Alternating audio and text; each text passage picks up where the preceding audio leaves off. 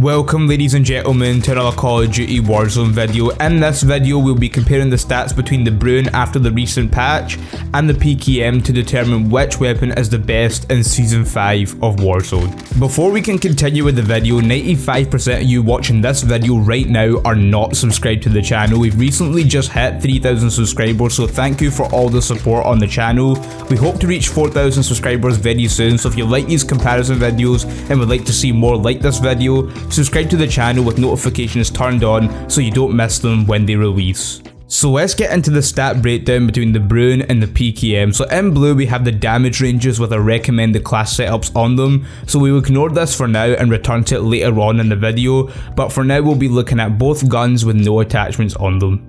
This will also be tested with the 60 round mags for the BRUEN, as this is the most popular mag size, and we were also asked by a subscriber to include bullet velocity into the stats, so that's something we've added here. So let's start with a damage profile for the head and body. So the damage is pretty much the exact same for both guns with one exception, which is that the BRUEN deals less damage at longer ranges than the PKM.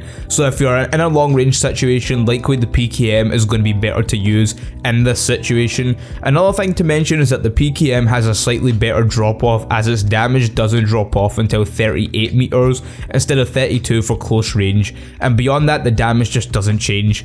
This just adds to the PKM's ability at long range. Next we'll look at the rate of fire. So here there are no real changes. As a result, the time to kill is the same unless we're talking about the PKM at quite a long range as mentioned before. So here is where things start to get a bit more interesting. So the ADS speed for the BRUEN is better even after the nerf at 400 milliseconds instead of 434 milliseconds for the PKM, and this just means at closer ranges the BRUEN is still on top. Hipfire isn't really a viable option here, as both guns, it's not really something you're going to use very often, so you'd rather just use your other gun and your loadout, as it will likely do the job better. So the stock mag capacity for the PKM is higher, though this can actually be seen as a disadvantage in my opinion, as this likely massively affects the mobility of the PKM, which to me is a very important factor when considering which gun to choose here. So the difference in reload speed here is massive, as with the BRUEN it takes 1.69 seconds, which is comparable to a lot of assault rifles, while the PKM takes 6.77 seconds.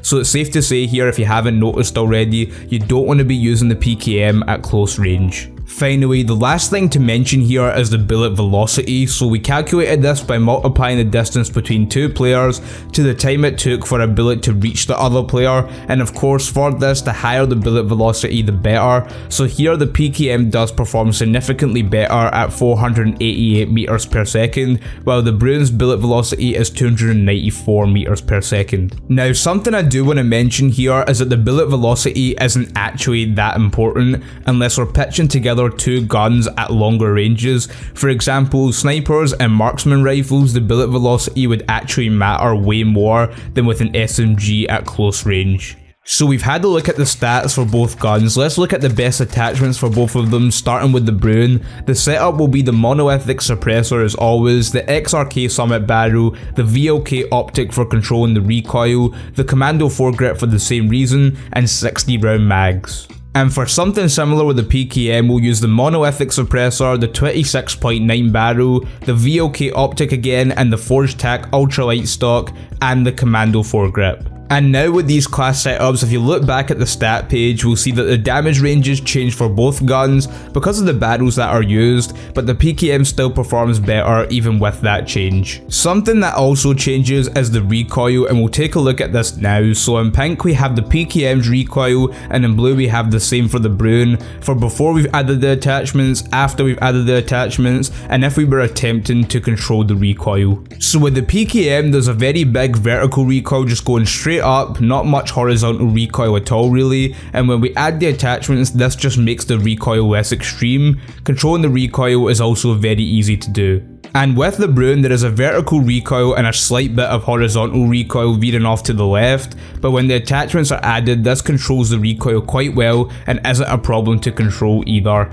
I would say that both guns are pretty straightforward when it comes to recoil. So what gun is better? After looking at both guns in depth, I would have to say that the BRUEN is still the better gun, even after the nerf. The BRUEN's mobility and ADS speed is comparable to that of an assault rifle, but it deals more damage. The PKM is good for longer ranges. The biggest change that could be made to the PKM is its mag size.